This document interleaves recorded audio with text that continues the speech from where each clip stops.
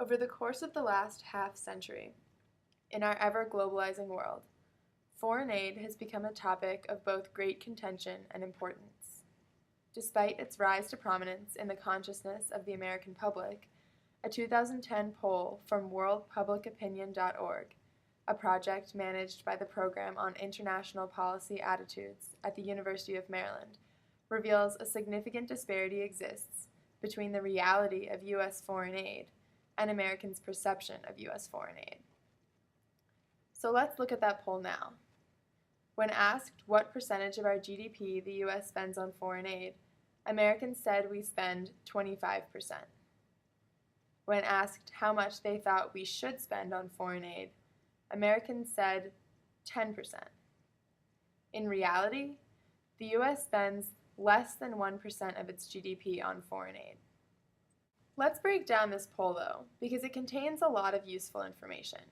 So right now, Americans believe we spend 25 times more than we actually spend on foreign aid.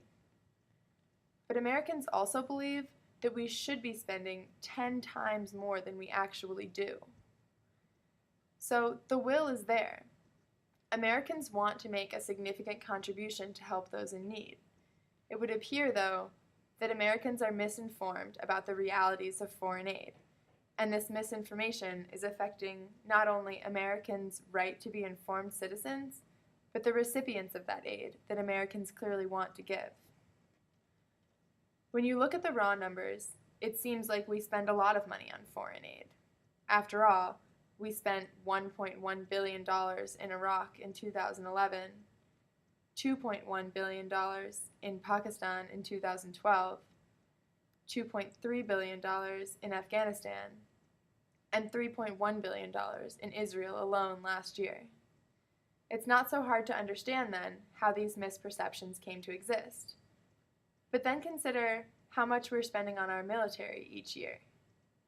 At the height of the war in Afghanistan, we spent over $118 billion in just 1 year. And in Iraq, we spent over $142 billion in 1 year. Nearly 142 times the amount we spent on foreign aid in Iraq was spent on the war in Iraq. So it's really not all that much money we spend on aid today. Only 0.2% of our GDP actually goes towards supporting the economic, environmental, social, and political development of developing countries. This amounts to each American giving 25 cents each day to foreign aid. That's less than half the money the average American spends on soft drinks each day. So let's now turn to the source of that information, or in this case, lack of information, the media. If Americans believe that we should be giving significantly more aid than we actually do, why do they think we are spending vastly more than we actually are? Is the news media not accurately depicting foreign aid? And if not, what are they saying about it?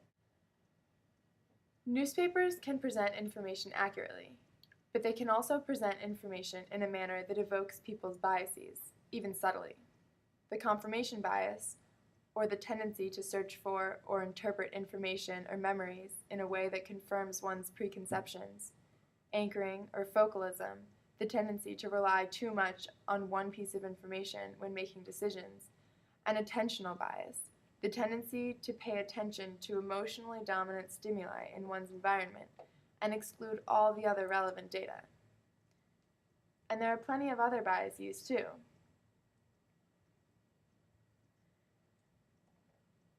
Keeping in mind these biases, let's look to how the media represents foreign aid today. These three word clouds represent the compilation of the most recent articles concerning foreign aid from traditionally conservative, traditionally liberal, and supposedly non-biased news sources. Readers of the more conservative sources appear to be hearing more about the monetary value of foreign aid, with words like percent, money, and billion popping up most often.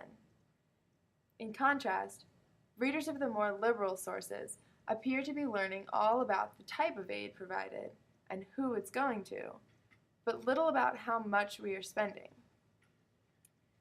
Even the non-biased sources use words like percent, spending, and billion most often.